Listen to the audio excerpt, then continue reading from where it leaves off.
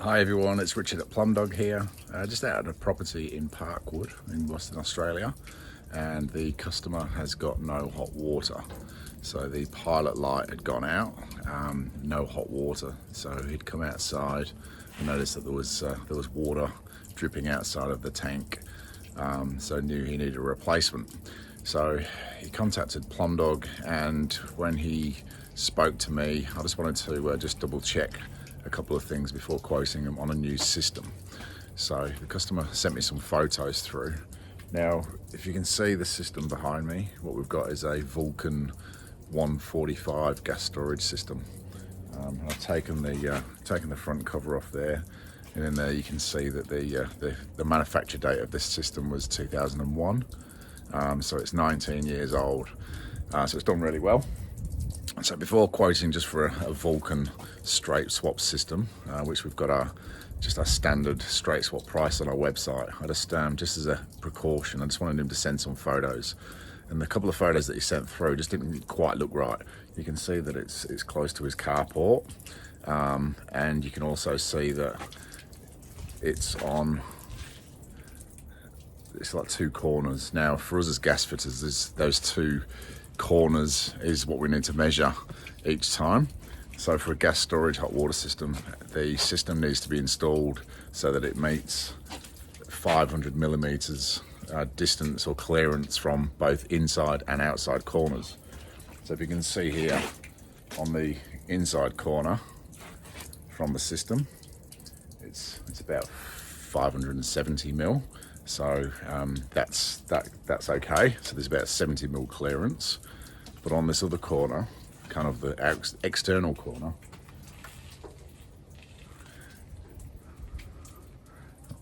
not sure if you can see that, we're only getting sort of 260 millimeters. So a gas storage hot water system cannot go in that position. Now, the gas fitters' work was inspected by ATCO Gas or Alinta, whoever it was then, a lot less frequently than they are these days. So this day and age, we have to make sure that we do our installations correctly, because our work does get checked, which I think is a good thing. It's good for the industry and it's good for the consumer as well, to make sure that the gas fitter is doing what he needs to do. So in this instance, as you can probably see, the system's already draining down. So this is why I thought I'd do a quick video while it's draining. There's not much I can do just till that drains down. But what I've actually done is I've spoken to the client, gave him a couple of options and given him a quote. Now, on the wall behind me, that's a perfect position to put the hot water system. So just to move it from this sort of little alcove just onto this main wall is a lot better option. But as you can see, there's actually a couple of nuts and bolts in the wall. So unfortunately the clothesline that's behind us has been removed by the customer, because this wall was where the clothesline was basically. So what we're going to do is we're going to put a new gas storage hot water system, 500 mil from that external corner, which will come to approximately here, and that will just leave a little bit of room there. So yeah, one of the options is maybe that the customer just gets a shorter clothesline, unfortunately, but yeah, at least the installation will be correct. Now, given a couple of different options, this one being the Vulcan hot water system, I gave them the option for a Vulcan, a Rheem 135 or the Rheem Stellar 330. Now basically this day and age, Rheem own Vulcan, so Vulcan is their base model. There's one up from that, which is the Rheem 135, which has got a better warranty. That was an option, but the customers agreed with me that the Rheem Stellar 330 is the best option, because the Rheem Stellar, it comes with 10 years warranty on that. It's a 5-star system. It's a lot more efficient, and it will save running costs in the long term. Calculations say that with a Rheem Stellar installed in place of an older style system, like a 3-star storage behind us, that you save approximately $100 a year in running costs. So I'm not sure exactly how true that is, but they're definitely a lot more efficient, and they give a lot more hot water as well. So anyway, so I'm just going to get on my installation now. I'm going to put get rid of that old hot water system, dispose of that off-site, put the new unit in a new location, and then totally renew all of this pipe work and valves, which are really old and leaky as well. They're probably 19 years old as well. So, okay, so excuse the mess behind me, but the pipe work in the ground is now done. This is just an important part of the installation, because if you can see the flexible hose here, which is pretty much linking the hot and cold lines together. The cold water is now back on with a new isolation valve in the background there, and that is linked temporarily to the hot line. And the reason for that is that then all of the new pipe work that's in the ground is tested, because there's nothing worse than putting a new hot water system in and turning it all on and hearing hissing water and knowing you've got a leak on the ground somewhere. So to prevent all of that happening, it's good to know now that all the pipe work so far is all good. And so once we connect the hot water system off that, any leaks would be above ground and easy to fix. Just as I'm doing this recording, the gas is also on test from the meter there, so I'm pretty sure that's good as well. So just a couple of things to point out, if I can show you.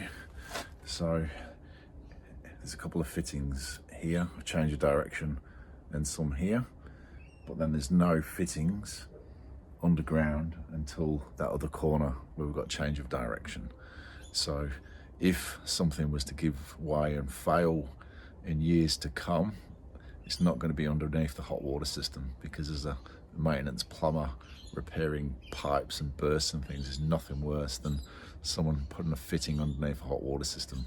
It means you've got to then pull the whole system out. So not that there's going to be any issues, because we use quality fittings and it's been done well, but just in case that, yeah, there's just lengths of straight pipe underneath where the actual hot water system is going to sit underneath a slab. So, but as you can see here, as I was talking about, so we've got a new water isolation valve and relief valve setup, and also we've got the new gas valve setup that's closed at the moment, so because I'm doing a test. Okay, so I'll show you once it's all in and all ready to go.